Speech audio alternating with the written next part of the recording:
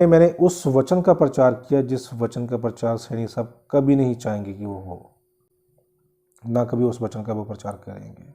मैं उनके उपदेश की कुछ बातों से सहमत बिल्कुल भी नहीं हूँ, पहले भी नहीं था और अब भी नहीं हूँ। उन्होंने बार बार बोला कि दीपक भाई साथ चलकर देखो प्रभु के कैसे काम हो रहे हैं, कैसे आत्मा काम करता है, कैसे अन्य भाषा का काम होता है, कैसे भविष्यवाणियाँ होती हैं। तो उन्होंने बार बार जब इस चीज़ों को बोला तो फिर मुझे मौका मिल गया जाने का। चलते हैं साथ में, इन आत्मा से भरे हुए लोगों के साथ चलते हैं। और मैं घर से यही बोल के निकला था कि इन आत्मा से भरे हुए लोगों के बीच में रहूँगा, मैं इनके साथ चलूँगा तो मैं भी आत्मा में भर जाऊँगा, मेरे अंदर जो कमियाँ घटियाँ हैं वो ख़त्म हो जाएंगी, निकल जाएंगी और आत्मा में मैं ही परिपूर्ण हो जाऊँगा और प्रभु का काम करूँगा। मैं घर से ये बात बिल्कुल भी सोच के नहीं निकला था कि मैंने कोई प्रचार करना है, मैंने पादरी बनना है, मैंने अपना अभिषेक करवाना है या कुछ ऐसा करना है। बस ऐसा था कि मुझे आत्मा से भरे हुए लोगों के साथ चलना है। बस मैंने यही प्रार्थना की, प्रभु अगर मैं गलत हूँ तो मेरी सोच बदल जाए, अगर मैं सही हूँ तो मैं एक दिन प्रचार करूँगा इसके विषय में जब मुझे मौका मिलेगा। क्योंकि मुझे कोई पास्टर बनने का लालच नहीं है। ऐसा पास्टर बन के क्या करना जिसके अंदर सामर्थ्य ही नहीं है। खाली वचन का ज्ञान, वचन का भंडारी बनकर वचन सीखकर रट्टा लगाकर क्या फ़ायदा, कोई फ़ायदा नहीं है। क्योंकि परमेश्वर का राज्य बातों में नहीं है, सामर्थ्य में है। तो उसी पवित्र आत्मा से भरे हुए व्यक्ति से मैं कुछ सवाल करने गया था मैं कि सर आपने यहीं पे मुझसे कुछ वादे किए थे आपने। जब मैंने आपको अपनी सारी बातें बताई, अपनी सारी हिस्ट्री आपको बताई, अपना सब कुछ खोल के आपके आगे रख दिया, अपना नंगापन भी आपको मैंने दिखा दिया कि सर हमारे ऐसे हालात ऐसे ऐसे सब कुछ है।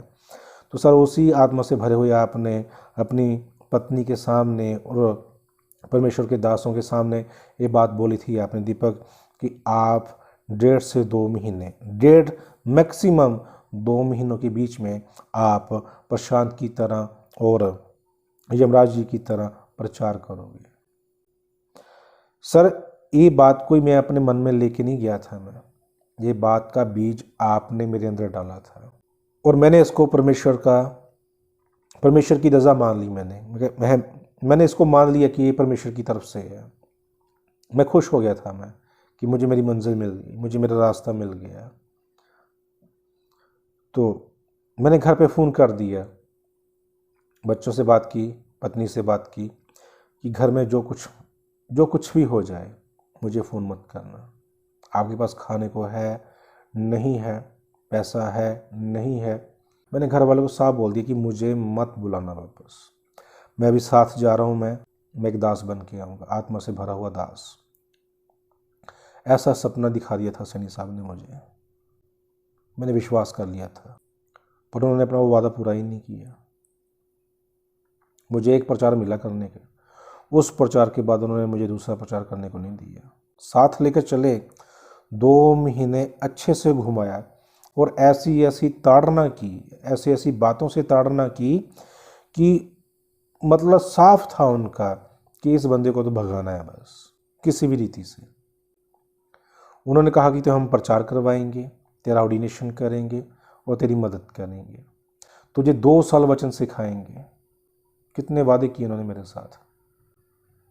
पर जिस दिन मैंने यमुनानगर में मैंने प्रचार किया था, उसमें मैंने उस वचन का प्रचार किया जिस वचन का प्रचार सैनी साहब कभी नहीं चाहेंगे कि वो हो, ना कभी उस वचन का वो प्रचार करेंगे। क्योंकि अगर उस वचन का प्रचार अगर मैं बार बार करूंगा तो उनकी कलीसिया की नींव हिल जाएगी। उस प्रचार के बाद मुझे सैनी सर ने, कुलदीप सर ने, किसी ने भी मेरे से बात नहीं की। किसी ने मुझसे नहीं कहा कि प्रचार तूने अच्छा किया, बुरा किया, गलत किया, ये किया, वो किया। सब साइलेंट मोड पे चले गए थे, सब साइलेंट मोड पे। सिर्फ उसके बाद एक मौका मिला था, वही मुझे आधे घंटे का हैदराबाद में मॉर्निंग सेक्शन 5 बजे का। वही वहाँ पे जो ट्रांसलेटर है वो उनकी ज़रूरत पड़ती थी क्योंकि उनकी भाषा कुछ अलग थी। तो आधे घंटे का प्रचार मैंने बोला सैनी साहब मैं खड़े होकर प्रचार करूं? कहते खड़े होकर नहीं करना, सिर्फ बैठ के करना सुबह का, और आधे घंटे का करना है प्रचार। आधे घंटे में आपने आराधना प्रार्थना करनी है, स्तुति करनी है और प्रचार करना है आपने बस। और क्यों दिया? क्योंकि जो साथ में सेवक थे सबको मौका दिया और लास्ट में सिर्फ मैं ही रह गया था, बाकी सब ने कर दिया था प्रचार। अगर वो मुझसे नहीं करवाती तो पार्शियलिटी हो जाती, तो उन्होंने भी करवा दिया प्रचार मुझसे आधे घंटे का। तो मैं बात करता हूँ कि आखिर मुझे इतना गुस्सा क्यों आ गया? क्योंकि जब मैं फगवाड़ा में मैं मिलने आया उनसे, मैंने बातचीत की उन्होंने, मैंने स्टार्टिंग ऐसे की, मैं कहा सर पे पवित्र आत्मा तो झूठा हो गया फिर तो उन्होंने कहा कि दीपक अगर तू हमारे साथ सही चलता ना तो आज तेरा भी ऑर्डिनेशन होता। सर ये बहुत बड़ी बात है मेरे लिए कि मैं कहाँ पे गलत चला उनके साथ, मैंने क्या गलत किया, मेरे बच्चों ने, मेरी पत्नी ने क्या गलत किया, कितना बड़ा सेक्रीफाइस किया मैंने। 2 महीने उनके साथ चला, मैंने एक पैसा नहीं कमाई किया, बच्चों ने घर पे खाना खाया, जब पत्नी ने घर पे क्या मतलब कैसे उन्होंने टाइम स्पेंड किया ये उनको पता है, मुझे पता है। मैं खाली जेब 2 महीने उनके साथ घूमता रहा सर, खाली जेब। ठीक है, मैंने उनसे पैसा नहीं मांगा, उन्होंने ऑफ़र किया पैसा बार बार, मैंने मना कर दिया कि मुझे ना किराया चाहिए, पर दिया उन्होंने, मैं नहीं कहता नहीं दिया, उन्होंने दिया, बार बार दिया। 2 महीनों में आने जाने का किराया दिया मुझे, मैं उनके साथ ईमानदारी के साथ चला, मैंने कीमत चुकाई। वो प्रचार करते हैं ना, बार बार प्रचार करते हैं छोड़ो छोड़ो छोड़ो, घर छोड़ो, ये छोड़ो, नौकरी छोड़ो, धंधा छोड़ो। सर मैं सचमुच में मैं छोड़ के निकला था, मैंने अपने बच्चों को साफ बोल दिया था, घर में कोई बीमार हो जाए ना, कोई इमरजेंसी भी हो जाए तो मुझे फ़ोन मत करना, मैं वापस नहीं आऊँगा। इतनी बातें मैं अपने घर पे बोली थी मैंने। आपका स्कूल ख़त्म हो जाएगा बच्चों, आपकी पढ़ाई ख़त्म हो जाएगी, आप घर बैठ जाना, कोई बात नहीं, आप आराधना करना, प्रार्थना करना, कोई बात नहीं, प्रभु सब ठीक करेगा, प्रभु के लिए छोड़ दो। त्याग, बलिदान, ये सब बातें अपने बच्चों को सिखा के, घरवाली को सिखा के मैं निकला था घर से, बोल दिया था कि नहीं मेरी मंजिल मुझे मिल गई, मुझे चलना है साथ। बेशक उनके साथ उपदेश में 1-2 बातों को लेकर मैं सहमत नहीं हूँ, अभी भी नहीं हूँ, ठीक है, पर ये सोचा था मैंने कि हो जाऊँगा, या तो वो हो जाएंगे मेरे साथ एग्री, जब मैं उनके साथ एग्री हो जाऊँगा, कुछ ना कुछ तो होगा ही, परमेश्वर कुछ ना कुछ करेगा। तो जो बात उन्होंने बोली ना, जो बात उन्होंने ऐसी बोली कि अगर आप सही चलते हैं तो आज आपका ऑर्डिनेशन होता, बहुत दुख लगा मुझे, क्योंकि मैंने कीमत चुका कर निकला था घर से,